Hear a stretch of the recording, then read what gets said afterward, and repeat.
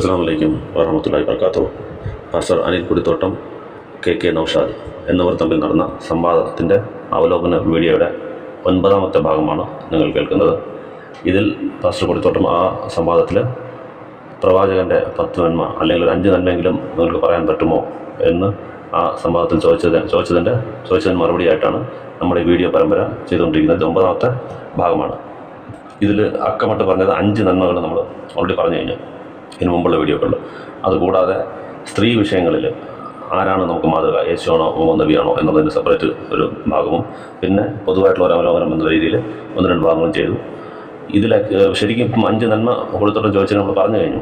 5 നന്മ വെറുതെ പേര് പറഞ്ഞു പോവാതെ ഓരോ ഹെഡിങ്ങിലും ആ നന്മ എന്താണെന്ന് പറഞ്ഞിട്ട് അത് എത്രത്തോളം ആ നന്മയെ ഒരു സാധാരണ ആൾക്കാർ ചെയ്യുന്ന പോലെ അല്ലാതെ പ്രവാചകൻ എൻ്റെ എക്സ്ട്രീമായിട്ട് ചെയ്തു.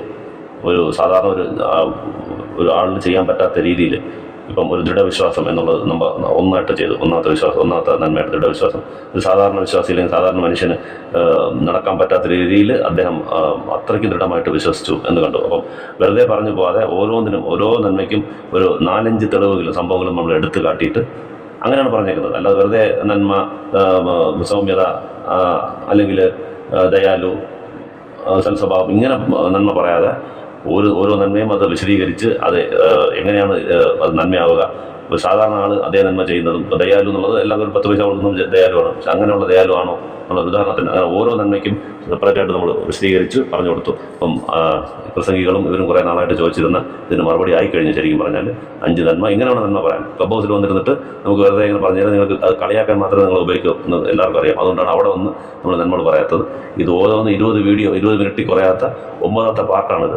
അപ്പോൾ ആലോചിക്കുന്നത് അതിനകത്ത് 5 നന്മ പറഞ്ഞിട്ടുള്ളൂ. ഇതുവരെ 9 പാർട്ട് ചെയ്തിട്ട് നമ്മൾ 5 നന്മ പറഞ്ഞിട്ടുള്ളൂ. ഇത്ര സമയം വേണം അത് വിശദീകരിച്ച് പറയാൻ. അല്ലെങ്കിൽ മറ്റാൾക്കാർ ചെയ്യുന്ന നന്മയും പ്രവാചകൻ ചെയ്യുന്ന നന്മയും ഒന്നാവും. ഇപ്പോൾ ദയ അല്ലെങ്കിൽ ദൃഢവിശ്വാസം എന്ന് പറഞ്ഞു കഴിഞ്ഞാൽ നിങ്ങൾ പറയും ഞങ്ങൾക്ക് ദൃഢവിശ്വാസമുണ്ട്, പക്ഷെ അത് നമുക്ക് തെളിയിക്കണം. ഓരോ സംഭവം കാണിച്ചിട്ട് ഇങ്ങനെ പ്രവാചകൻ വിശ്വസിച്ച കണക്ക് ഒരു ദൃഢമായ വിശ്വാസം ലോകത്ത് ആർക്കുണ്ട് എന്ന് പറയുമ്പോഴാണ് അത് പ്രവാചകൻ്റെ മാതൃകയാവുക. അല്ലാതെ വെറുതെ വാക്കുകൾ പറഞ്ഞാൽ ഒതുങ്ങത്തില്ല.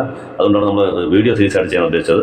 അതുപോലെ നമ്പർ അക്കമിട്ട് പറയുകയാണെങ്കിൽ ദൃഢവിശ്വാസം എന്നുള്ളത് 1, 2 ലൗകിക സുഖങ്ങൾ ആഗ്രഹിച്ചില്ല എന്നുള്ളത്.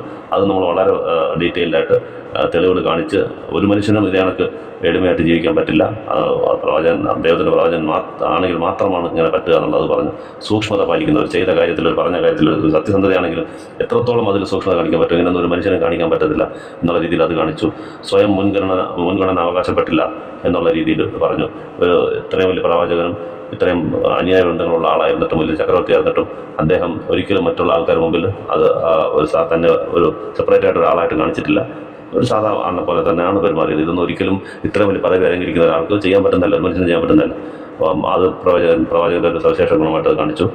അങ്ങനെ കഴിഞ്ഞ വീഡിയോയിൽ 5ാമത്തെ ദീർഘവീക്ഷണം എന്നുള്ള രീതിയിൽ എങ്ങനെയാണ് അദ്ദേഹത്തിൻ്റെ സിദ്ധാന്തം, അദ്ദേഹം പറഞ്ഞ സിദ്ധാന്തം അവസാന കാലഘട്ടം വരെ നിലനിൽക്കാനായിട്ട് അദ്ദേഹം എന്ത് ചെയ്തു? ഇത് ആരും ചെയ്തിട്ടില്ല. അതിന് മുമ്പുള്ള പല നേതാക്കന്മാർ അവർ മരിച്ചവർ അവരുടെ സിദ്ധാന്തവും മരിച്ചു. അതിന് നേരെ എതിരായിട്ട് അവരുടെ അനുയായ വൃന്ദങ്ങൾ തന്നെ അതിനെ മാറ്റിമറിച്ചു എന്നത് കണ്ടു. പ്രവാചകൻ്റെ അത് നടന്നില്ല. അദ്ദേഹം എന്ത് പറഞ്ഞു? അദ്ദേഹം പ്രവാചകനാണെന്ന് പറഞ്ഞു. ഇന്നുവരെയും പ്രവാചകനായി തന്നെ അദ്ദേഹത്തിന് മുസ്ലിങ്ങൾ കാണുന്നു. ദൈവമായിട്ടോ ദൈവത്തിൻ്റെ പദവിയിലേക്ക് ദൈവത്തിൻ്റെ ശക്തിയുള്ളതായിട്ടോ ആരും അവകാശപ്പെടുന്നില്ല, ആരും വിശ്വസിക്കുന്നില്ല. ഇതാണ് 5 നന്മ. എന്നാലും നമുക്ക് ബാക്കിയുള്ളതും കൂടെ നമുക്ക് പറയണം. ഇനിയും നന്മ പറയാനാണെങ്കിൽ ഒരുപാട് പറയണം. അതിൻ്റെ ഓരോ സംഭവങ്ങൾ എടുത്ത് വെച്ചിട്ട് മറ്റാളുകൾക്ക് എത്തിക്കാനായിട്ട് നമ്മളത് 5 കഴിഞ്ഞാലും ഓരോരുത്തർക്കുള്ള മറുപടി എന്ന തലക്കെട്ടിൽ തന്നെ ബാക്കിയുള്ള നന്മകൾ പറയാണ്. ഈ വീഡിയോയിൽ നമ്മൾ നോക്കാൻ പോകുന്നത് ക്ഷമ എന്നുള്ള ഒരു നന്മയാണ്. ഇതും അതുപോലെ തന്നെ ക്ഷമ എന്നുള്ള നമ്മൾ ക്ഷമിക്കും. ഒരാൾ ഒരിക്കൽ ചെയ്ത് കളിച്ച് ക്ഷമിക്കും, 2 വട്ടം ചെയ്ത് കളിച്ചാൽ ക്ഷമിക്കും. അത് ക്ഷമ അത് അതിനൊരു ഇതുണ്ട്. ഇപ്പോൾ ഞാൻ ഒരാളുടെ ഫീൽഡ് ജോലി ചെയ്യുകയാണെങ്കിൽ ഞാൻ അത് ചില വാക്കുകളൊക്കെ കേട്ടേ പറ്റും. അപ്പോൾ അത് ക്ഷമ എന്ന് പറയാൻ പറ്റത്തില്ല. അത് എൻ്റെ ഒരു ജോലിയുടെ ഭാഗമോ അല്ലെങ്കിൽ എൻ്റെ ഒരു വേറെ എനിക്ക് ശമ്പളം കിട്ടാൻ വേറെ മാർഗ്ഗമൊന്നും ഇല്ലാത്തതുകൊണ്ട് ഒരു മുതലാളിയുടെ എന്നുള്ളത് കേട്ടോണ്ട് ഞാൻ നിൽക്കും. അതൊന്നും ക്ഷമയെന്ന് പറയാം. അതും ക്ഷമയാണ്. എന്നാലും എൻ്റെ നിർബന്ധം കാരണം ഞാൻ നിൽക്കുന്നതാണ്. അതല്ലാതെ റോട്ടിൽ കൂടെ പോകുമ്പോൾ ചിലപ്പോൾ നമ്മൾ ക്ഷമിച്ചിരിക്കും. പക്ഷെ പ്രവാചകൻ്റെ കാര്യം എടുക്കുമ്പോഴത്തേക്ക് അദ്ദേഹം ഒരു ചക്രവർത്തി എന്ന നിലയിൽ നമ്മൾ നോക്കണം. ക്ഷമ എന്ന് പറയുമ്പോൾ അങ്ങനെ നോക്കണം. ഒരു രാജ്യത്തിൻ്റെ ഫുൾ അധികാരം അങ്ങനെ നിൽക്കുമ്പോൾ ആൾ ക്ഷമിക്കുമോ? ഓരോ സംഭവം ഉദാഹരണം പറയുമ്പോൾ ഇങ്ങനെ ക്ഷമ വരുമോ? നമുക്ക് ഇതേ സിറ്റുവേഷൻ നമ്മൾ ഫേസ് ചെയ്താൽ നമുക്ക് ക്ഷമ വരുമോ എന്നല്ല നോക്കേണ്ടത്. ഒരു പ്രവാചകനും ഒരു ചക്രവർത്തിയും 2 പദവിയും അലങ്കരിക്കുന്ന ഒരു അറേബ്യയുടെ ഫുൾ ചക്രവർത്തി, അത്രയും ഭൂവിഭാഗത്തിലെ ചക്രവർത്തി, മരിക്കാൻ പോലും തയ്യാറായിരിക്കുന്ന, എന്ത് പറഞ്ഞാലും കേൾക്കാൻ തയ്യാറായിരിക്കുന്ന അനുയായിവൃന്ദം ഉള്ളപ്പോൾ ക്ഷമിച്ച് നടക്കണം. അതാണ് അവിടെ പോയിന്റ്. അല്ലാതെ ക്ഷമിക്കും, എല്ലാവരും ഒരു പരിധിവരെ ക്ഷമിക്കും. ഇത്രയും ഹൈ പോസ്റ്റും ഇതിനപ്പുറം ഒരു പവർ ഇല്ല അന്നത്തെ ആൾക്കാർ, ഏത് രാജ്യവും കണ്ടു പേടിക്കുന്നവർ ആ ഒരു പദവി അലങ്കരിക്കുമ്പോൾ തന്നെ ക്ഷമിക്കണം. എത്ര ഹാർഷായിട്ട് തന്നാലും ക്ഷമിക്കുമോ എന്നുള്ള നമുക്ക് ഓരോ സംഭവം നോക്കാം. നമുക്ക് ഇതേ സംഭവം നമുക്ക് തന്നെ നമ്മൾ ചെയ്യാൻ നോക്കാം. അപ്പോഴാണ് ക്ഷമയുടെ അങ്ങേറ്റം മനസ്സിലാവുക. ഒരു മനുഷ്യന് ഇത്രയും ക്ഷമിക്കാൻ പറ്റുമോ എന്നുള്ളത്. അങ്ങനെയാണ് ക്ഷമ എന്ന് നോക്കാൻ. അല്ലാതെ വെറുതെ ഒരു ക്ഷമ എന്ന് നോക്കിയാൽ ഞാനും ക്ഷമിക്കും മറ്റാളും ക്ഷമിക്കും, അത് ഇതിലെന്തോ കാര്യമുണ്ടെന്ന് ചോദിക്കരുത്. അതുകൊണ്ടാണ് ഡീറ്റെയിൽ ആയിട്ട് പറയുന്നത്. ആദ്യത്തെ ഒരു സംഭവം നോക്കാം.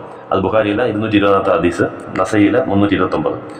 ആദ്യകാലങ്ങളിൽ അന്നത്തെ മദീന പള്ളിയുണ്ടല്ലോ, ആ പള്ളി പറഞ്ഞാൽ അന്ന് മണ്ണ് മാത്രമാണ് താഴേക്ക്. അന്നത്തെ പോലെ സിമെന്റ് ടൈൽസ് ഒന്നും കാണത്തില്ല, മണ്ണും ചെറിയൊരു ഓലമേഞ്ഞ ഇതായിരിക്കും. അപ്പോൾ പള്ളിയാണെന്ന് അറിയത്തില്ല അവിടുത്തെ ആൾക്കാർക്കെല്ലാം. അപ്പോൾ ഒരു ആൾ എന്ത് ചെയ്തു, ഒരു ഗ്രാമവാസി നേരെ വന്ന് പള്ളിക്കകത്ത് പുലിക്ക് നിന്ന് മൂത്രമൊഴിക്കുകയാണ്. അപ്പോൾ അത് അള്ളാഹുവിന് നിസ്കരിക്കുന്ന സ്ഥലമാണ്. അപ്പോൾ ആൾക്കാർ ഒരു ആരാധനത്തിൽ വന്ന് മൂത്രമൊഴിച്ച് കഴിഞ്ഞാൽ ചെയ്ത് കഴിഞ്ഞാൽ ദേഷ്യം വരേണ്ടതാണ്. ദേഷ്യം വരുമ്പോൾ ഉടനെ പിടിക്കുകയോ ഇന്ന് നമുക്ക് നമ്മൾ ആലോചിച്ച് നോക്കാം. അറിയാത്ത ആളാണ് ഈ സംഭവം എന്താണെന്ന് അറിയത്തില്ല, പുതിയ ഒരു സിസ്റ്റമാണ് ഇങ്ങനെ ആരാധനാലയം, അങ്ങനെയൊന്നും അവർക്ക് അറിയത്തില്ല. ചെയ്തു. എന്നാലും അയാളെ വിലക്കുന്നതിൽ കുറച്ച് ഹാർഷ്നെസ്സുകൾ കാണിക്കും. ഇന്ന് അറിഞ്ഞുകൂടെ, ചോദിച്ചില്ല, പിടിച്ച് വലിച്ച് അത് പുറത്താക്കുക, എന്തെങ്കിലുമൊക്കെ ചെയ്യും. ഇത് സഹാബകൾ കണ്ടിട്ട് അവർക്ക് ദേഷ്യം വന്ന് നേരെ പോയി അയാൾ പിടിക്കാൻ പോകുന്നു മാറ്റാനായിട്ട്. പ്രവാചകൻ പറയാൻ നിൽക്കേ മൂത്രമൊഴിക്കട്ടെ. അതൊരു നാച്ചുറലായിട്ട് വരുന്നൊരു കാര്യമാണ്. അത് പിടിച്ചവിടെ ഇടയ്ക്ക് വെച്ച് നിർത്തുന്നത് അത് അത്ര ഇതുമല്ല. ഫുള്ള് മൂത്രമൊഴിച്ചു പിന്നെ പറഞ്ഞ് നിങ്ങൾ 2 ബക്കറ്റ് വെള്ളം കൊണ്ടുവന്ന് ആ സ്ഥലത്ത് ഒഴിക്കുന്നത് ആ ഗ്രാമവാസി വിളിച്ചിട്ട് സിമ്പിളായിട്ട് ഉപദേശിച്ചു. ഇത് ദൈവത്തിനെ ആരാധിക്കുന്ന സ്ഥലമാണ്, ഇവിടെ നമ്മളിങ്ങനെ ഒന്നും ചെയ്യാൻ പാടില്ല. സിമ്പിൾ ഉപദേശത്തിൽ പറഞ്ഞോട്ടെ, ഇത്രേ ഉള്ളൂ. അപ്പോൾ ഇങ്ങനെ നമുക്ക് ചെയ്യാൻ പറ്റുമെന്ന് ആലോചിച്ച് നോക്കുക. ഒരു പള്ളിക്കകത്ത് വന്നാൽ നമ്മൾ അവരെ പിടിച്ചിട്ടുണ്ട് എന്തെങ്കിലും ഒരു ഹാർഷായിട്ടെങ്കിലും ചെയ്തിട്ടേ നമ്മൾ അവരെ വിടത്തുള്ളൂ ആ സമയത്ത്. അപ്പം എന്നിട്ട് പറയുകയും ചെയ്യുന്നുണ്ട്, നമ്മൾ കാര്യങ്ങൾ എളുപ്പമാക്കാനാണ് ഈ ഭൂമിയിൽ അയക്കപ്പെട്ടിരിക്കുന്നത്. ആ ജനങ്ങൾക്ക് കാര്യങ്ങൾ എളുപ്പമാക്കാൻ. അതും കൂടെ ചേർത്ത് ആ ടീച്ചർ നിങ്ങൾ വായിക്കുക. എത്രത്തോളം മൈന്യൂട്ടായിട്ട് അതിൻ്റെ കാരണം കൂടെ പറയുന്നുണ്ട്. കഷ്ടപ്പെടുത്താനല്ല, ജനങ്ങളെ കഷ്ടപ്പെടുത്താനല്ല നമ്മൾ അയക്കപ്പെട്ടിരിക്കുന്നത്. ജനങ്ങൾക്ക് കാര്യങ്ങൾ ഈസി ആയിരിക്കണം, അതിനാണ് പറഞ്ഞിട്ട് ജസ്റ്റ് ഒരു ഉപദേശത്തിൽ പറഞ്ഞോളൂ. ഇതാണ് എൻ്റെ ക്ഷമയും അതിൻ്റെ കറക്റ്റ് രീതി ഡീലിംഗ് ഇങ്ങനെയാണ് ചെയ്യേണ്ടത്. ഇതൊന്നും നമുക്ക് പറ്റത്തില്ല, നോർമലായിട്ട് നമ്മളാരും ചെയ്യത്തില്ല, ആരും ചെയ്യത്തില്ല. ഇതെങ്ങനെ പ്രവാചകനായിരുന്നിട്ട് പോലും, അതും പദവി ഉണ്ടെങ്കിൽ പോയി, നമ്മൾ പ്രവാചകന്മാരെല്ലാം ഒന്നുമല്ല. പ്രവാചകനായിട്ടിരിക്കുമ്പോൾ എൻ്റെ മുമ്പിൽ വന്ന് ഇങ്ങനെ പള്ളിക്കകത്ത് ചെയ്യുമെന്നുള്ള ദേഷ്യം കണ്ടത്. ദേഷ്യം വന്നിട്ടില്ല എന്ന് പറഞ്ഞാൽ അത് യഥാർത്ഥ പ്രവാചകൻ്റെ ഒരു ക്വാളിറ്റിയാണെന്ന് ഓർത്തോളാം. സാധാ മനുഷ്യനാണെങ്കിൽ വരും. ഇത് അള്ളാഹുവിൻ്റെ ദൂതനായതുകൊണ്ട് അതില്ല, അത് വന്നില്ല. ജസ്റ്റ് ഉപദേശിച്ചിട്ട് മനുഷ്യൻ്റെ നന്മയ്ക്ക് വേണ്ടി വന്ന ആളായതുകൊണ്ട് അത് വരത്തില്ല. ഇതൊക്കെ ഓരോ സംഭവം മുഹമ്മദ് നബി പ്രവാചകനാണെന്നുള്ള തെളിവ് എന്നും കൂടെ നമ്മൾ ഓർക്കുക. ഈ പറഞ്ഞ 9 പാർട്ടിൽ നമ്മൾ പറഞ്ഞ കാര്യങ്ങൾ സാധാരണ ഒരു ആളുകൾക്ക് ചെയ്യാൻ പറ്റുന്ന കാര്യമല്ല. ഒരു നോർമലി നമ്മൾ വിചാരിക്കുന്നവർക്ക് അത് നടക്കത്തില്ല. പക്ഷേ പ്രവാചകൻ അതിൻ്റെ ഓപ്പോസിറ്റാണ് ചെയ്യുന്നത്. നമ്മൾ വിചാരിക്കുന്നതിന് നേരെ ഓപ്പോസിറ്റാണ്. ഇങ്ങനെയൊക്കെ പറ്റുമെന്ന് നമ്മൾ വിചാരിക്കും. അപ്പം അതെല്ലാം ഓരോ തെളിവുകളാണ്. ഇതൊന്ന്. രണ്ടാമത്തത്, യഹൂദന്മാർ മദീനയിൽ തന്നെ ഉണ്ടായിരുന്നു. ഇവരെല്ലാം പറഞ്ഞ അയലത്തുകാരെ യുദ്ധം ചെയ്യണം എന്നൊക്കെ പറഞ്ഞ് ഖുർആനായത്ത് വളച്ചടിച്ച് പറയും. ഖുർആനായത്തിൽ അയലത്തുകാരെന്ന് പറയുന്നത് മക്കാവാസികളെയാണ്. അന്ന് മക്കാവാസിയായിട്ട് യുദ്ധം നടക്കുന്ന സമയത്ത് ഈ മദീനയിൽ നിന്ന് ഉള്ള ആൾക്കാർ അവരുമായിട്ട് ചില ബന്ധങ്ങളൊക്കെ വെച്ചിരുന്നു. അവരുടെ സ്വത്തുക്കളൊക്കെ ഉള്ളതുകൊണ്ട് നോക്കാനായിട്ട് ചില ബന്ധങ്ങൾ. അതൊന്നും പാടില്ല. യുദ്ധം നിലനിൽക്കുമ്പോൾ നിങ്ങൾ അവരുടെ രൂക്ഷത കണ്ടെത്തണമെന്ന് പറഞ്ഞത് മക്കാവാസികളെയാണ്. ഇവർ അയൽക്കാരെന്ന് പറയുമ്പോഴത്തേക്ക് സ്വന്തം തൊട്ടടുത്തിരിക്കുന്ന അയൽക്കാരുമായിട്ട് യുദ്ധം ചെയ്യണം. സ്വന്തം തൊട്ടടുത്ത് വീട്ടോട് ചെയ്യുന്ന വഴക്കുന്ന യുദ്ധം കാര്യങ്ങൾ പറയും. വഴക്കെന്നാണ് പറയുന്നത്. അയൽക്കാരനായിട്ട് അടികൂടുന്നത് വഴക്ക, യുദ്ധം എങ്ങനെ അതുപോലും മനസ്സിലാക്കാതെ നമ്മൾ പറയുന്നത് ഈ വളച്ചൊടിക്കുക എന്നുള്ളത് മാത്രമേ ഈ അപ്പോളജിറ്റുകൾക്കും ട്രൂത്ത് ഫൈറ്റേഴ്സിനും ഒക്കെ അറിയത്തുള്ളൂ. ഇത് അനിൽകുമാർ അയ്യപ്പൻ ഉൾപ്പെടെ പറയുന്നതാണ്. അയൽക്കാരായിട്ട് രൂക്ഷത കാണിക്കുന്നത്, അതെന്താണ് കോൺടെക്സ്റ്റ്, എന്താണ്, ആരെക്കുറിച്ചാണ് അത് സംസാരിക്കുന്നത്, അത് ഖുർആൻ വായിച്ചാലേ അറിയത്തുള്ളത്. ഇത് വെറുതെ എവിടെയെങ്കിലും വാട്സാപ്പിൽ നിന്ന് കിട്ടുന്ന ഓരോ റെഫറൻസ് എടുത്തിട്ട് വിമർശിക്കുക എന്നുള്ള ഒറ്റ അജണ്ടയിലാണ് ഈ അനിൽകുമാർ അയ്യപ്പനും മറ്റും സംഘങ്ങളും നടക്കുന്നത്.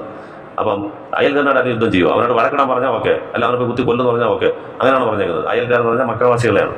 അപ്പം അതല്ല എന്നുള്ളത് നിങ്ങൾ എക്സ്പ്ലെയിൻ ശരിയല്ല എന്നുള്ളതിന് ഒരു തെളിവാണിത്. അപ്പം അവിടെ തന്നെ അയൽവാസികളായിട്ട് ജൂതന്മാരുണ്ടായിരുന്നു, അവരെല്ലാം വെട്ടി കൊന്നു. അപ്പോൾ ആയതനുസരിച്ച് എല്ലാം മദീനയിലെല്ലാം നിങ്ങൾ പറയുന്നത് മക്കയിലായിരുന്നു പാവമായിട്ടിരുന്നത്. മദീന വരുമ്പോഴത്തേക്ക് എല്ലാവരും കൊല്ലാൻ തുടങ്ങി. അവിടെ കൊന്നു. അവിടെ അവസാനം വരെയും യൂതന്മാരുണ്ടായിരുന്നു. അപ്പോൾ അങ്ങനെ ഒരു യൂതന്മാരുണ്ടായിരുന്നു. അവരെന്ത് ചെയ്യുന്നതെന്ന് കൂടെ നോക്കണം. നിങ്ങൾ പ്രവാചകൻ നിൽക്കുമ്പോഴത്തേക്ക് അവർ വരും, എന്നിട്ട് പറയും അസ്സാമു അലൈക്കും എന്ന് പറയും. അസ്സലാമു അലൈക്കും എന്ന് പറഞ്ഞാൽ നിങ്ങളുടെ പേരിൽ ശാന്തി ഉണ്ടാവട്ടെ. അസ്സാമു എന്ന് പറഞ്ഞാൽ നാശം ഉണ്ടാവട്ടെ, മരണം ഉണ്ടാവട്ടെ എന്നർത്ഥം. അപ്പം ആ ലാ ഒളിപ്പിച്ചു പറഞ്ഞോ ഇല്ലയോ എന്ന് സംശയം ജനിപ്പിക്കുന്ന രീതിയിൽ അങ്ങനെ ഒന്ന് പറയും അസ്സാം വലൈക്കും. അപ്പോൾ കൂടെ ആയിഷ ബീവി കാണും. ആയിഷ ബീവിക്ക് ദേഷ്യം വന്നിട്ട് തിരിച്ച് അതേപോലെ പറയും അസ്സാം വലൈക്കും തിരിച്ച് അവരുടെ അടുത്ത് പറയും. ഓനെ അങ്ങനെ പറയാൻ പാടില്ല Ayesha. Be kind and lenient. നമ്മളത് വിട്ടുകൊടുക്കുന്ന ആൾക്കാരായിരിക്കണം. അതിനായിരിക്കും തിരിച്ച് പറയരുത്. മാക്സിമം വാ അലൈക്കും എന്ന് മാത്രം പറയാം. നിങ്ങൾ എന്ത് പറഞ്ഞോ അതുപോലെ വാലിക്കുന്നത് നീക്കും അതുപോലെ. അസ്സാമെന്ന് പറയരുത്, നീക്ക് നാശം എന്ന് പറയരുത്. നിങ്ങൾ സലാമെന്ന് പറഞ്ഞെങ്കിൽ അത് നീക്ക്, നാശമാണെന്ന് പറഞ്ഞാൽ അത് നീക്കും അതുപോലെ വാലിക്കുമെന്ന് മാത്രം പറയുക അവരുടെ അടുത്ത്. എന്ന് പറയാം. എന്നിട്ട് പറയാം ബി കൈൻഡ് ആൻഡ് ലീനിയൻറ്റ്. ആൾക്കാരോട് നമ്മളെപ്പോഴും വിട്ടുകൊടുത്ത് സംസാരിക്കണം. ഒരു ഇതിൽ ഉടനെ ഇങ്ങനെ ആർഷാവരുത്. അവർ പറയുന്നതൊക്കെ ഓക്കെ തന്നെ. ആക്ച്വലി ചോദിക്കുന്നത് അവർ പറയുന്നത് കേട്ടില്ല എന്ന് ചോദിക്കും പറഞ്ഞത്.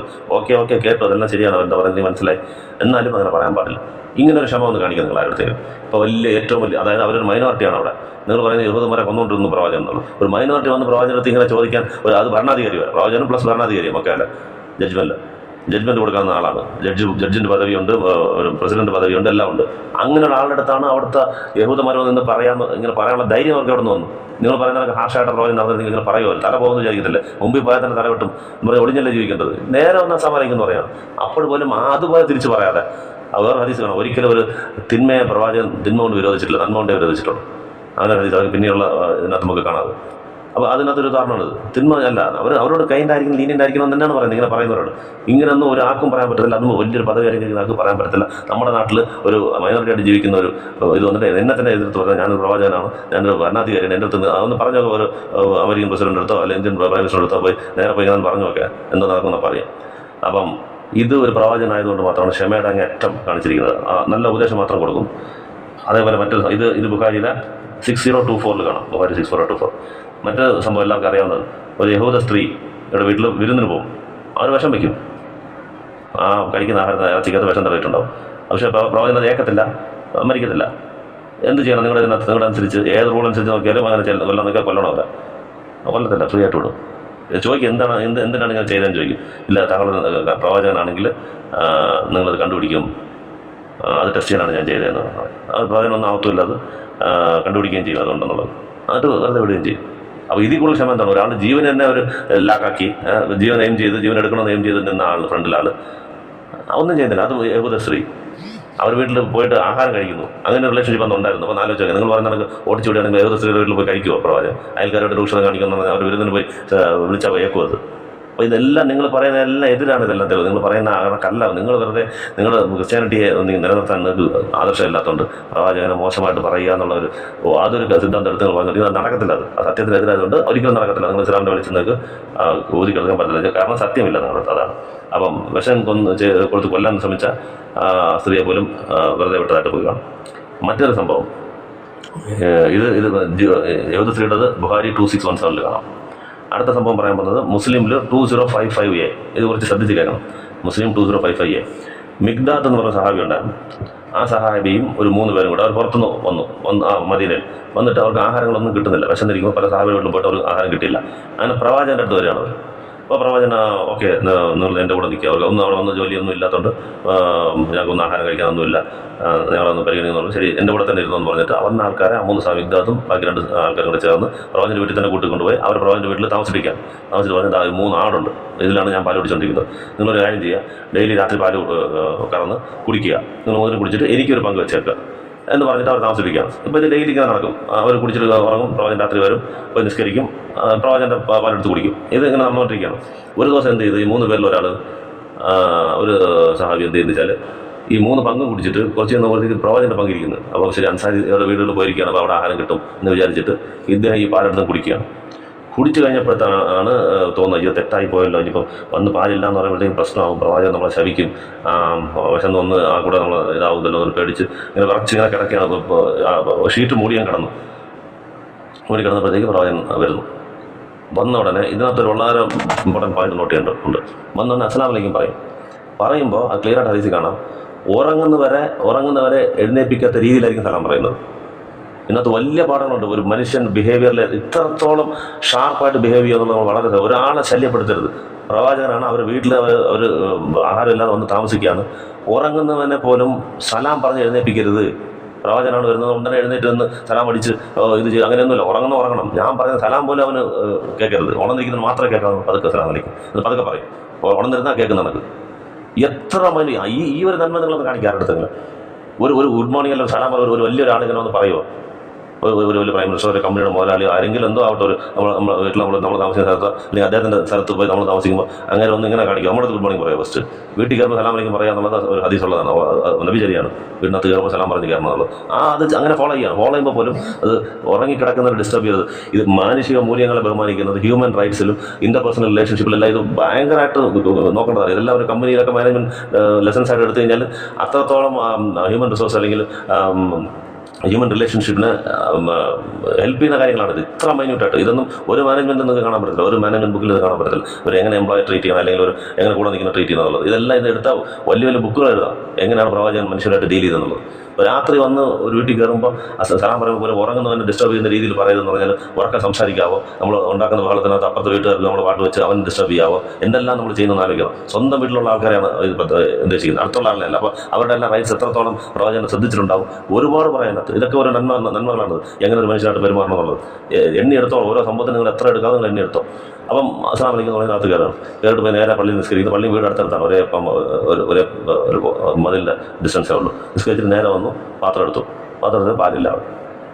അപ്പോൾ വിചാരിച്ച് തീർന്നെന്നുള്ള നമ്മൾ ശപിക്കാൻ പോകുന്നു. ശരിക്കും കൈ ഉയർത്തി, അന്നത്തെ കൈ ഉയർത്തിയിട്ട് പക്ഷെ ചെയ്ത പ്രാർത്ഥന ഇതാണ്: എനിക്ക് ആഹാരം തന്നവന് നീ ആഹാരം നൽകണേ അല്ലാഹുവേ. എങ്ങനെയുണ്ട്? വേറെ ആരാണെങ്കിലും ഈ കാര്യത്തെ ദേഷ്യപ്പെട്ടു. ആഹാരത്തിൻ്റെ കാര്യത്തിൽ ക്ഷമിക്കുന്നത് വിശന്നു കഴിഞ്ഞാൽ അവൻ്റെ ആരാനും കൺട്രോൾ വിട്ടുപോകും. എന്നിപ്പോൾ എൻ്റെ വീട്ടിൽ വന്നിരിക്കുന്നു, ഞാൻ അവർക്ക് സ്ഥലം കൊടുത്തിരിക്കുന്നു, എൻ്റെ ആടിനെ കറന്നാണ് അവർ കുടിക്കേണ്ടത്, അവർക്ക് പങ്കെല്ലാം കൊടുത്തു. അത് കഴിഞ്ഞ് എൻ്റെ പങ്കെടുത്ത് കുടിച്ചിട്ടുമ്പോൾ എന്ത് ദേഷ്യം അടിച്ച് എഴുന്നേറ്റ് നമ്മളെന്ത് ചെയ്യും? ബഹളം ഉണ്ടാക്കി എന്തെങ്കിലും ചെയ്യേണ്ടത് ഒന്നുമില്ല, ദുആ ചെയ്യണം, അവർക്ക് വേണ്ടി പ്രാർത്ഥിക്കുകയാണ്. എനിക്ക് ആഹാരം നൽകിയവനെ നീ ആഹാരം നൽകുകയാണ്. ഇത് കേട്ടപ്പോൾ അയാൾക്ക് ഒരുമാതിരിയായി കിടക്കുന്ന ആൾ ഇങ്ങനെ നോക്കിക്കൊണ്ടിരിക്കുക. നേരെ പോയി എന്ത് ചെയ്തു? ശരി, പ്രവാചകൻ വിശന്നോട് വന്നിരിക്കുന്നതെന്ന് പറഞ്ഞിട്ട് എൻ്റെ ഒരു കത്തി എടുത്തുകൊണ്ട് പോയിട്ട് ഏതെങ്കിലും ഒരു ആടിനെ അറുത്ത് അപ്പോഴേ ആഹാരം ആക്കി കൊടുക്കാമെന്ന് പറഞ്ഞാൽ പുറത്ത് പോകുമ്പോഴത്തേക്ക് അപ്പോൾ പക്ഷേ എല്ലാം അത് പിന്നെയും അത് എന്താണ് കറക്കുന്ന പരുവത്തിൽ നിൽക്കുന്നു ആടുകളൊക്കെ. അപ്പോൾ കറന്നതേ ഉള്ളൂ, പക്ഷേ അത് കുറച്ച് സമയത്തുള്ളിൽ തന്നെ അത് കറക്കുന്ന രീതിയിൽ. അത് അള്ളാഹുവിൻ്റെ ഒരു അത്ഭുതമാണ്. ഉടനെ ഫുൾ പാത്രത്തിൽ നിറച്ച് പാല് കറന്നിട്ട് നേരെ കൊണ്ടുവന്ന് പ്രവാചകനെ കുടിക്കാൻ പറഞ്ഞു.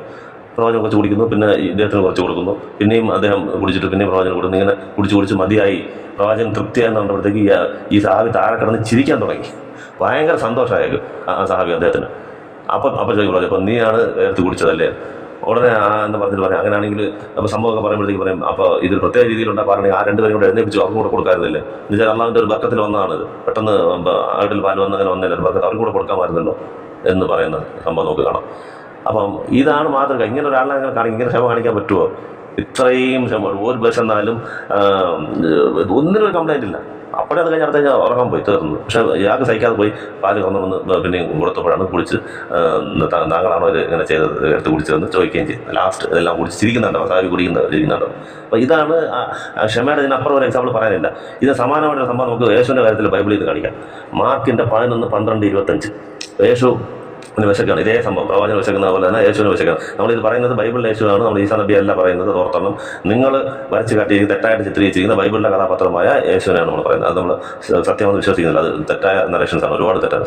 ചില നല്ല കാര്യങ്ങൾ, കറക്റ്റ് കാര്യങ്ങളുണ്ട്, അതിന് തെറ്റായ രീതിയിലാണ് ഈസാ നബി അതിനകത്ത് ചിത്രീകരിച്ചത്. പക്ഷേ നിങ്ങൾ പറഞ്ഞിരുന്ന ജീസസ് വേറെ എന്ന് പറഞ്ഞുകൊണ്ട് നമ്മൾ ആ ഒരു സ്വാതന്ത്ര്യം എടുത്തുകൊണ്ട് ആ കഥാപാത്രത്തെ നമ്മൾ അവലോകനം ചെയ്യുകയാണ്. യേശുവിനും വിശക്കുന്നുണ്ട്. വിശക്കുമ്പോഴത്തേക്ക് ഒരു അത്തിമരത്ത് അവിടെ കാണുന്നുണ്ട്. അപ്പോൾ നേരെ അത്തിമരത്തിനടുത്ത് പോകട്ടെ, നല്ല ആഹാരം കഴിക്കണമല്ലോ എന്ന് പറഞ്ഞിട്ട് അടുത്ത് വരുമ്പോഴത്തേക്ക് അതിന് വേറെ ഇല മാത്രമേ ഉള്ളൂ, പഴങ്ങൾ കാണുന്നില്ല. ഉടനെ ദേഷ്യം വന്ന് അതിനെ ശപിക്കും, ഇനി മേലെ നീ നിനക്ക് പഴവേ ഉണ്ടാകത്തില്ല എന്ന് പറഞ്ഞിട്ട്. എങ്ങനെയുണ്ട് മാതൃക? ആരാപ്പം അതിനകത്ത് അത്തിമരത്തിന് പഴം തരാത്തത് അതിൻ്റെ കുറ്റമാണത്. അതിൻ്റെ രസം എന്താണെന്ന് വെച്ചാൽ അത് സീസണേ അല്ല. സീസൺ ഇല്ലാത്ത സമയത്ത് പോയി, പഴം ഉണ്ടാകാത്ത സമയത്ത് പോയി, മരത്തിനടുത്ത് പോയി വിശന്ന് പോയി നിന്ന് അതിനകത്ത് പഴമില്ലാത്തതുകൊണ്ട് അതിനെ ശപിക്കാന്ന് പറഞ്ഞാൽ ഇത് ദൈവമാണെങ്കിൽ അതിനകത്ത് എന്താണ് ഒരു അത്ഭുതം നടത്തി പഴം കൊണ്ടുവരണ്ടേ? ശപിക്കുന്നത് എങ്ങനെയത്? നീ പഴവേ ഉണ്ടാവണ്ട, ഇത് ദൈവത്തിൻ്റെ ജോലിയാണത്. ദൈവത്തിന് വിശക്കും ആദ്യമേ. അതെല്ലാം പോട്ടെ, അത് സീസണാന്ന് പോലും അറിഞ്ഞില്ല. സാധാ മനുഷ്യന് വേണ്ടി അറിവ് പോലും ഇല്ല, ബുദ്ധി പോലും ഇല്ല. അത് സീസണാന്നുള്ള ബുദ്ധി പോലും യേശുവിനില്ല. പിന്നെ എങ്ങനെ നിങ്ങൾ ദൈവം എന്ന് പറയുന്നത്? സീസണുള്ള ദൈവം ഇല്ല, അതിനകത്ത് പഴം ഇല്ല എന്നുള്ളത് അറിവില്ല. ദൈവമാണെങ്കിൽ ദൂരെ നിന്ന് അറിയേണ്ടത് അതിനകത്ത് പഴമില്ലെന്ന്. ചെന്ന് നോക്കിയിട്ടാണോ ദൈവം പറയുന്നത് അതിനകത്ത് പഴമില്ല എന്നുള്ളത്? അപ്പോൾ അടിമുടി നിങ്ങളുടെ അടിസ്ഥാന സിദ്ധാന്തം പോയി കിടക്കുക എന്നുള്ളത് ഇതിൽ കൂടെ തെളിവെന്താണ്? അപ്പോൾ ഇതാണ് ക്ഷമയ്ക്കുള്ള താരതമ്യം. നിങ്ങൾ സാറിന് ജീസസിനാണ് ക്ഷമയ്ക്ക് ഉദാഹരണമായിട്ട് കാണിക്കുക. ശരിക്കും ജീസസ് അല്ല, ജീസസ് ക്ഷമയില്ലാത്ത ആളാണെന്നും പ്രവാചകനാണ് ഇതിനകത്ത് ഏറ്റവും ഉത്തമമായ ക്ഷമ കാണിക്കുന്ന ആളെന്നുള്ളത് ഈ സംഭവങ്ങളിൽ നിന്ന് നമുക്ക് കാണാം. അപ്പോൾ ഞാൻ പറഞ്ഞത് മിഗ്ദാത്തിൻ്റെ പാൽ കറന്നു കുടിക്കുന്ന സംഭവം മുസ്ലിമിലെ 2055. ഇനി മറ്റൊരു സംഭവം കാണാം ബുഖാരിയിൽ 1283. പ്രവാചകൻ ഒരു ഖബറിൻ്റെ അടുത്തൂടെ നടന്നു പോയിട്ട് ഒരു വയസ്സായ ഒരു സ്ത്രീ ഇരുന്ന് ഖബറിൻ്റെ അടുത്തിരുന്ന് കരയുന്നുണ്ട്. മരണപ്പെട്ടു പോയി, അടുത്ത ബന്ധു മരണപ്പെട്ടു പോയി. അപ്പോൾ പ്രവാചകൻ പറയും, ഇങ്ങനെ ഇസ്ലാമിൻ്റെ റൂൾ എന്ന് പറഞ്ഞാൽ ഓവറായിട്ട് കരയരുത്. ഈ ഒപ്പാരി എന്ന് പറയത്തില്ല തമിഴിലൊക്കെ, ഒപ്പാരി ഓവർ നെഞ്ചത്തടിച്ച് അങ്ങനെ കരയാൻ പാടില്ല. കണ്ണീന്ന് അങ്ങനെ പ്രവാചകൻ കരഞ്ഞിട്ടുണ്ട്. സ്വന്തം ഇബ്രാഹിം മരിക്കുമ്പോൾ, ചെറുമക്കൾ മരിക്കുമ്പോഴെല്ലാം കൺട്രോൾ ചെയ്ത് കരയും. ആ ഊന്നും പറഞ്ഞ് ബഹളം ഉണ്ടാക്കി ദൈവം ഇത് ചെയ്യാൻ കൊള്ളാം അങ്ങനെ പറയത്തില്ല. അപ്പോൾ ഈ സ്ത്രീ ഇച്ചിരി കുറച്ച് കൂടുതൽ കരയുന്നുണ്ടായിരിക്കും. പ്രവാചകൻ പറഞ്ഞ് ഇല്ല ഇങ്ങനെ ചെയ്യരുത്, കൺട്രോൾ ചെയ്യണമെന്ന് പറയും. അപ്പോൾ പ്രവാചകനാണെന്ന് അറിയത്തില്ല സ്ത്രീക്ക് എന്ന് പറയും. നിങ്ങൾക്ക് ഇതേതൊക്കെ സംഭവിച്ചാൽ അപ്പം അറിയാം എന്നുള്ള രീതിയിൽ ആൻസർ ചെയ്യും. അവരവർക്ക് വരുമ്പോൾ ഇത് അറിയാമെന്നുള്ള രീതിയിൽ തിരിച്ച് ആൻസർ ചെയ്യാം. ഓടാനെ ഇപ്പോൾ നമ്മൾ സാറിന് നമ്മൾ പ്രതീക്ഷിക്കുന്നത് എന്താണ്? ഞാനൊരു പ്രവാചകനാണ്, ഞാൻ ദീൻ അല്ലാതെ എന്നെ തിരഞ്ഞെടുത്തയച്ചത് എന്നെ തിരിച്ച് പറയുന്നത്, ഞാൻ നല്ലൊരു കാര്യം അത് കേട്ടൊന്നും ഉണ്ടായിരിക്കാതെ അങ്ങനെ പ്രതികരിക്കേണ്ടത്. സാധാരണ നമ്മളാണെങ്കിൽ പ്രതികരിക്കും, പ്രവാചകനാണെങ്കിൽ അതിൽ കൂടുതൽ ഭാഷയായിട്ട് പ്രവചിക്കണം. ഒന്നും മിണ്ടത്തില്ല, അപ്പോഴേ അവിടെ നിന്ന് നേരെ പോകും. പിന്നീട് ആ സ്ത്രീകളുടെ മറ്റാൾക്കാർ അയ്യോ അത് പ്രവാചകനാണത് നബിയാണെന്ന് പറയുമ്പോഴത്തേക്ക് അയ്യോ അങ്ങനെ തെറ്റുപറ്റിപ്പോയെന്ന് പറഞ്ഞിട്ട് അവിടുന്ന് നേരെ പ്രവാചക വീട്ടിലേക്ക് പോകുമ്പോൾ അവിടെ ഒരു പോയിന്റ് നോട്ട് ചെയ്യാൻ കാണും. അവിടെ ഗാർഡ്സ് ആരുമില്ല, അവിടെ സേനാംഗങ്ങളോ അല്ലെങ്കിൽ അവിടെ കാവലിനോ അങ്ങനെ ഒന്നും വീടിനില്ല. അപ്പം അവരൊക്കെ അത് പ്രതീക്ഷിച്ചിരുന്നു എന്നുള്ളതാണ്. അവർ പ്രവാചകൻ അറിയത്തില്ല. അപ്പോൾ പ്രവാചകൻ പറയുമ്പോഴത്തേക്ക് വലിയ ആളാണ്, വീടിന് ചുറ്റും കാവലൊക്കെ ആൾ കാണും. അത് നമ്മൾ സെപ്പറേറ്റായിട്ട് നോക്കുന്നുണ്ട്. പ്രവാചകൻ്റെ ധീരത എന്നുള്ള ടോപ്പിക്കിനകത്ത് സെപ്പറേറ്റായിട്ട് വരും. ഇതേ സംബന്ധം നമുക്ക് കാണിക്കാൻ പറ്റും, പറയാൻ പറ്റും. അപ്പോൾ അതിനകത്ത് ഗാർഡ്സ് ഒന്നുമില്ല. അപ്പോൾ നേരെ പറയാം എനിക്ക് തെറ്റുപറ്റിപ്പോയി, ഞാൻ അറിഞ്ഞില്ല പ്രവാചകനാണെന്ന്. നമ്മൾ അപ്പോഴെന്താ വിചാരിക്കും, ശരി ഓക്കെ ഇനി വരെ നോക്കി വെച്ചിരിക്കുക. അതൊന്നും ഒരു കാര്യമല്ല, എതിർത്ത് പറഞ്ഞതല്ല ഒരു കാര്യം. അവിടെ ഉടനെ പോയിന്റാണ് പറയുക. അപ്പോൾ പറയുന്നത് അതിന് സ്ത്രീ ഉത്തരം കൊടുക്കുന്നത്, ക്ഷമ എന്ന് പറയുന്നത് ഒരു സംഭവം നടന്നു കഴിഞ്ഞാൽ ഉടനെ നമ്മൾ കൈക്കൊള്ളുന്നതാണ് ക്ഷമ. ഒരു നഷ്ടം നമുക്ക് സംഭവിച്ചു, ആ ഇൻസ്റ്റൻറ്റ് നമ്മൾ കാണിക്കുന്നതാണ് ക്ഷമ. അത് കഴിഞ്ഞ് 2 മണിക്കൂർ കഴിഞ്ഞാൽ ഒരു ദിവസം കഴിഞ്ഞോ കാണിക്കുന്നുണ്ട്. ഇപ്പോൾ ആ സ്ത്രീ ക്ഷമ കാണിക്കുന്നുണ്ട്, ആ സമയത്ത് കാണിച്ചില്ല. അപ്പോൾ അതിന് ഉപദേശം മാത്രം കൊടുക്കണം, പോയിന്റ് മാത്രം. തന്നെ എന്ത് പറഞ്ഞോ, തന്നെ മനസ്സിലാക്കിയില്ല, തന്നെ എതിർത്ത് പറഞ്ഞോ, അതൊന്നും അവിടെ വിഷയമേ അല്ല. ഉപദേശം കറക്റ്റായിട്ട്. ക്ഷമ എന്ന് പറയുന്നത് നിങ്ങൾ ആ സമയത്ത് നിങ്ങൾ ഒരു സംഭവം ഒരു നഷ്ടം സംഭവിക്കുമ്പോൾ ആ സമയത്ത് നിങ്ങൾ ക്ഷമ, അത് ആ സമയത്ത് കൈക്കൊള്ളുന്നതാണ് ക്ഷമ. പിന്നീടുള്ളത് അതിൻ്റെ പേര് ക്ഷമയല്ല, അത് ഓട്ടോമാറ്റിക്കലി എല്ലാവരും വരും. കുറച്ച് കഴിയുമ്പോൾ എല്ലാം മാറും. ആ സമയത്ത് നിങ്ങൾ ക്ഷമിച്ചിരിക്കണം എന്നുള്ളത് ഉപദേശം മാത്രം കൊടുക്കും. അപ്പോൾ എങ്ങനെയുണ്ട്, ഒരു സ്ത്രീ എതിർത്ത് പറഞ്ഞിട്ടോ അല്ലെങ്കിൽ ഇത് പറഞ്ഞിട്ടോ ഒന്നും താൻ പ്രവാചകനാണെന്ന് ഒന്നും കാണിക്കത്തില്ല, ക്ഷമ കാണും. അപ്പോൾ ക്ഷമ തന്നെയാണ്. പിന്നെ പല സംഭവങ്ങളിലായിട്ട് ഈ ഗനീമത്ത് യുദ്ധം മുതൽ കിട്ടുമ്പോഴത്തേക്ക് ഡിവൈഡ് ചെയ്ത് കൊടുക്കുമ്പോൾ ചില സിറ്റുവേഷനിൽ ഇപ്പം ചിലർക്ക് കുറച്ച് കൂടുതൽ കൊടുക്കേണ്ടി വരും. അത് പല കാരണങ്ങൾ പ്രവാചകൻ അറിയാം, കാരണം വെച്ചിട്ടായിരിക്കും കൊടുത്തത്. പുതിയതായിട്ട് വന്ന ഇസ്ലാമിലുള്ള ആൾക്കാരാണ്, അവരാണ് കൂടെ വന്നതെങ്കിൽ അവിടെ ഈമാൻ ഒന്ന് ബലപ്പെടുന്നത് വരെ അവർ പോയി കൂടുതൽ കൊടുത്താൽ നിൽക്കും എന്ന രീതിയിൽ അങ്ങനെ കൊടുക്കാറുണ്ട്. ചില സമയത്ത് ആൾക്കാർ തെറ്റിദ്ധരിച്ചും ചോദിച്ചിട്ടുണ്ട് കൂടുതലാണല്ലോ കൊടുക്കുന്നത്. അത് നേരെ വന്ന് പ്രവാചകൻ ചോദിക്കുന്നു, അല്ലെങ്കിൽ ന്യൂസ് വരും ഗനീമത്തിൽ പങ്കുവെച്ച് കൊടുത്ത് ശരിയല്ല എന്ന് പറയുന്നു എന്ന് പറയുമ്പോഴത്തേക്ക് അള്ളാഹുവിനെ ഭയപ്പെടണം എന്ന രീതിയിൽ ഒരു സഹാബി പറയുമ്പോഴത്തേക്ക് പറയും, എന്നെക്കാൾ അള്ളാഹുവിനെ ഭയപ്പെടുന്ന ആരുണ്ട് എന്ന് പറഞ്ഞിട്ട് പറയും. മൂസാ നബി മൂസാ നബിക്ക് അള്ളാഹു അനുഗ്രഹിക്കട്ടെ, അദ്ദേഹത്തിന്റെ സ്വന്തം ആൾക്കാരെ കൊണ്ട് ഒരുപാട് ബുദ്ധിമുട്ടിച്ചിട്ടുണ്ട് ആൾക്കാർ. ഒരു വിധത്തിൽ നേരെ കൊണ്ടുപോകില്ല, എപ്പോഴും എന്തെങ്കിലും നമ്മളതിന് പറഞ്ഞ് നേരെ മനസ്സിലാക്കാതെ അദ്ദേഹത്തെ ബുദ്ധിമുട്ടിച്ചുകൊണ്ടേ ഇരിക്കും. അപ്പം അങ്ങനെ ദുആ ചെയ്യണം, ദേഷ്യം വരികയല്ല. ഇങ്ങനെ പറയുന്നില്ല ഞാനാണ് അള്ളാഹുവിന് കൂടുതൽ ഭയപ്പെടുന്ന ആൻസറും പറഞ്ഞിട്ട് നീ എൻ്റെ അടുത്ത് ചോദിക്കുക, എനിക്കറിയാത്തതാണ്, ഞാൻ പറയാത്ത എനിക്ക് എന്നെ തന്നെ എതിർത്ത് നീ പറയുമോ, ഇപ്പം എന്ത് ചെയ്യുന്നു തലവട്ടുന്നു, അങ്ങനെയൊന്നും അല്ല. മൂസാ നബിക്ക് കഷ്ടം തന്നെയാണ് ഇങ്ങനെ കേൾക്കുന്നത്. പക്ഷേ എന്നെക്കാട്ടിൽ കഷ്ടപ്പെട്ടാണ് മൂസാ നബി. അദ്ദേഹത്തിന് അനുഗ്രഹം ചൊരിയട്ടെ എന്ന് പറഞ്ഞ് ദുആ ആണ് ചെയ്യുന്നത്. നേരെ ഓപ്പോസിറ്റ് കാര്യം നമ്മൾ വിചാരിക്കുന്ന കാട്ടി നേരെ ദേഷ്യം വരുന്നുണ്ട്, മുഖത്തൊക്കെ ചുമക്കുന്നുണ്ട്. പക്ഷെ ആ വരുന്ന വാക്കുകൾ കണ്ട വായുന്നുണ്ട്, അല്ലെങ്കിൽ അയാളെ ചീത്ത വിളിക്കുക ഒന്നുമല്ല ചെയ്യുന്നത്. വരുന്നത് എന്നെക്കാൾ ബുദ്ധിമുട്ടിയിട്ടുണ്ട്, അവിടെ അങ്ങനെ സ്റ്റാൻഡേർഡ് എടുക്കണം, എന്നെക്കാൾ ബുദ്ധിമുട്ടിയിട്ടുണ്ട് മൂസാ നബി എന്ന് പറഞ്ഞ് അദ്ദേഹത്തിന് വേണ്ടി പ്രാർത്ഥിക്കാം. ഇതൊക്കെ ഒരു പക്ക നോബിൾ ഹൈ സ്റ്റാൻഡേർഡ് ക്യാരക്ടറുള്ള ആൾക്ക് ഇതൊക്കെ പറ്റത്തുള്ളൂ. ക്ഷമ എന്നുള്ള ഒറ്റ കാര്യത്തിലാണ് ഇത് പറഞ്ഞിരിക്കുന്നത്. അതുപോലെ മറ്റു സംഭവങ്ങളുണ്ട്. ഹുനൈൻ യുദ്ധത്തിൽ ഇതുപോലെ മക്കാക്കൾ വിളിച്ച് അപ്പോൾ പുതിയതായിട്ട് വന്ന ഇത് കഴിഞ്ഞ് മക്ക വിജയം കഴിഞ്ഞ് ഉടനെ നടന്നതാണ്. അപ്പോൾ ആ സമയത്ത് പുതിയതായിട്ട് വന്ന ആൾക്കാർ ആയതുകൊണ്ട് അവർക്ക് വെച്ച് കൂടുതൽ കൊടുക്കും. അപ്പോൾ സംസാരികൾ കംപ്ലൈൻറ്റ് പറയും. അതുപോലെ എല്ലാവരും ഒരു ചെറിയ യുവാവായ ഒരാൾ കൂടുതൽ കൊടുക്കുന്ന പറയുമ്പോഴത്തേക്ക് ന്യൂസ് കിട്ടും ഇങ്ങനെ പറയുന്നുള്ളത്. അപ്പോൾ നേരെ പോയി അവർ വിളിച്ചിട്ട് എക്സ്പ്ലെയിൻ ചെയ്യുകയാണ്, ഇല്ല ഇത് അവരിപ്പോഴാണ് വന്നത്, അവരുടെ മനസ്സ് ഇതിനകത്ത് പിടിച്ച് നിർത്തണം, നിങ്ങൾ കൂടുതൽ കൊടുക്കണം, ഞാൻ നിങ്ങൾക്ക് നിങ്ങളുള്ള ആളായിട്ട് നിൽക്കാം, അവർ കൂടുതൽ കൊടുത്തിട്ട് ഞാൻ നിങ്ങളുടെ ആളായിട്ട് നിൽക്കാം. അവസാനം അവർ മതിയിലേ നിന്നു. കയ്യോ ഇല്ല കുഴപ്പമില്ല എന്ന് പറഞ്ഞ ആൾക്കാർ ഇത് ചെയ്യുന്നത് ഞങ്ങളല്ല പറഞ്ഞത്, സാധാ ആൾക്കാരാണ്, അതൊരു പയ്യനാണ് പറഞ്ഞത്. അപ്പോൾ അതിലൊന്നും ദേഷ്യപ്പെടാതെ അതിൻ്റെ പോയിന്റ് മാത്രം പറഞ്ഞ് നമ്മുടെ ഡിസിഷനെ ഒരാളും ചോദ്യം ചെയ്യാൻ നമുക്ക് ദേഷ്യം വരില്ല. നമ്മളൊരു കമ്പനിയുടെ ഒരാളെ ഞാൻ ഡിസിഷൻ ചെയ്ത് കഴിഞ്ഞാൽ തിരിച്ച് ചോദിച്ചാൽ നമുക്ക് ദേഷ്യം വരും. ഞാൻ പറഞ്ഞാൽ നിൽക്കണം ഡു വാട്ട് ഐ സേ എന്നുള്ള രീതിയിലൊക്കെയാണ് മാനേജ്മെൻറ്റ്സ് ഒക്കെ പോകുന്നത്. അതൊന്നുമല്ല, അവർക്ക് എക്സ്പ്ലെയിൻ ചെയ്ത് മനസ്സിലാക്കി കൊടുക്കുകയാണത്. ഇതാണ് കാരണം, അതുകൊണ്ടാണ് ഞാൻ കൊടുത്തതെന്ന് പറഞ്ഞിട്ട് അവർക്ക് മനസ്സ് കുളിർന്നൊക്കെ ഞാൻ നിങ്ങളുടെ ആളായിട്ട് നിൽക്കാം, അതുപോലെ നിൽക്കുക എന്നുള്ള രീതിയിൽ. ഇതെല്ലാം മാനേജ്മെൻറ്റ് ലെസൺസ് എടുത്തു കഴിഞ്ഞാൽ വോളിയമായിട്ട് എടുക്കാറ്. അപ്പോൾ നമ്മൾ ക്ഷമ എന്നുള്ള ഇതിന് മാത്രം എടുക്കണം. അപ്പോൾ ഇതിൻ്റെ റെഫറൻസുകൾ 2 സംഭവങ്ങളായിട്ടാണ്. ബുഹാരിയിൽ 3150 ആദ്യം പറഞ്ഞ മൂസാ നബിയുടെ അള്ളാഹു മൂസാ നബിക്ക് അനുഗ്രഹിക്കട്ടെ എന്ന് പറയുന്നത്. ബാക്കി 2 ഹുനൈൻ യുദ്ധത്തിൻ്റെത് ബുഹാരിയിൽ തന്നെ 4331 പിന്നെ 3147. ബുഹാരി 4331 ആൻഡ് ബുഹാരി 3147 ഈ 2 ഹദീസിൽ കാണാം. ആദ്യം പറഞ്ഞ സംഭവം മൂസാ നബിയുടെ ബുഹാരി 3150. ഇത് ക്ഷമയുടെ നമുക്ക് വലിയൊരു എക്സാമ്പിളായിട്ട് കാണിക്കാൻ പറ്റും. പിന്നെ ഇതുപോലെ തന്നെ ആൾക്കാർ കേസുകൾ കൊണ്ടുവരും. ഒരു ഡിസ്പ്യൂട്ട് എന്തെങ്കിലും പ്രശ്നങ്ങളുണ്ടെങ്കിൽ കേസ് കൊണ്ടുവരുമ്പോഴത്തേക്ക് ജഡ്ജ്മെൻറ്റ് പറയുമ്പോൾ ചിലപ്പം അവർ തമ്മിൽ ചില ജഡ്ജ്മെൻറ്റ് ശരിയല്ല എന്നുള്ള രീതിയിൽ ആളുകൾ അവർക്ക് ഫീൽ ചെയ്യും.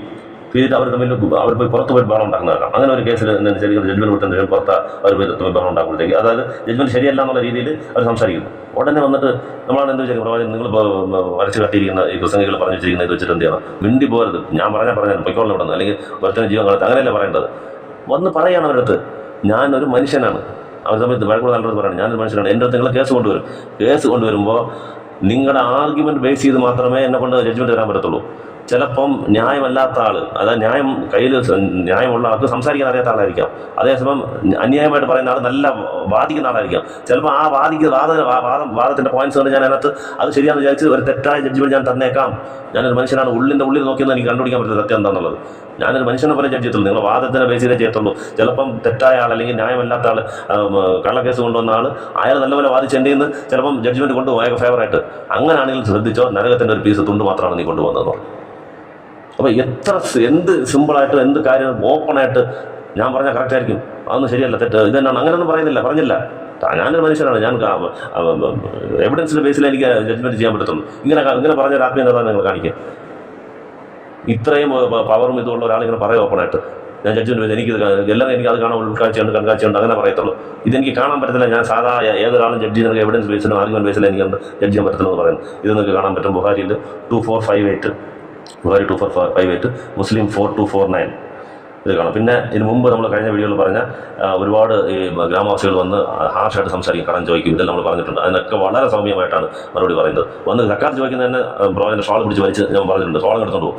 അപ്പോഴും ദേഷ്യപ്പെടത്തില്ല, ആ ഷോളം താന്ന് പറഞ്ഞിട്ട് പറയും, നിങ്ങൾ എന്നെ ഒരു പിശുകനായിട്ട് കാണത്തില്ല, ഈ മുൾച്ചെടിയിലൊക്കെ പുള്ളിയുടെ അദ്ദേഹത്തിന്റെ ഷോൾ കുരുങ്ങും, ഈ മുൾച്ചെടിയിൽ എത്ര മുള്ളുണ്ടോ അത്രയും സമ്പത്തുണ്ടെങ്കിൽ ഞാൻ നിങ്ങൾക്ക് തന്നിട്ടേ പോകത്തുള്ളൂ.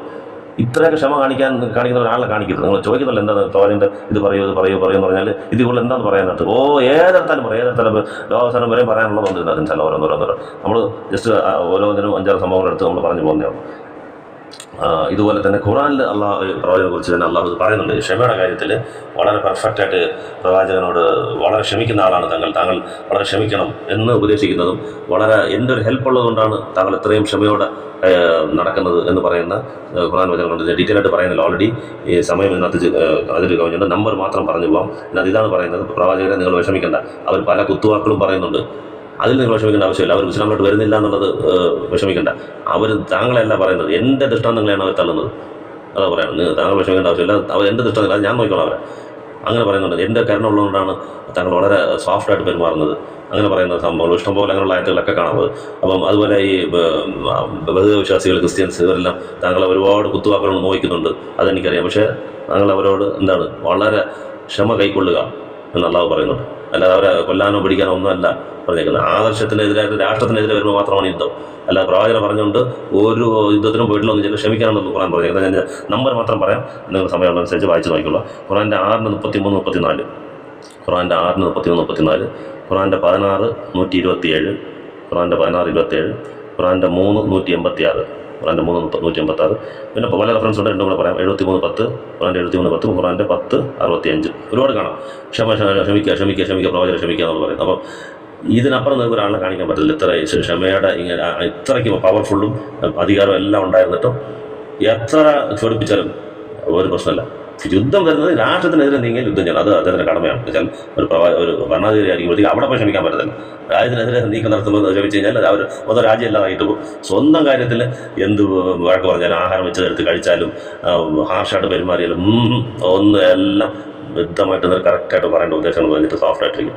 ഇതേപോലെ ഒരാളിനെ നിങ്ങൾക്ക് ചരിത്രത്തിലെടുത്ത് കാണിക്കാൻ പറ്റത്തില്ല. ക്ഷമ എന്ന് പറഞ്ഞാൽ അങ്ങേറ്റം, അതിൻ്റെ അങ്ങേറ്റം. ഓക്കെ, ബാക്കിയുള്ള ഇതിനകത്ത് നമുക്ക് കാണാം.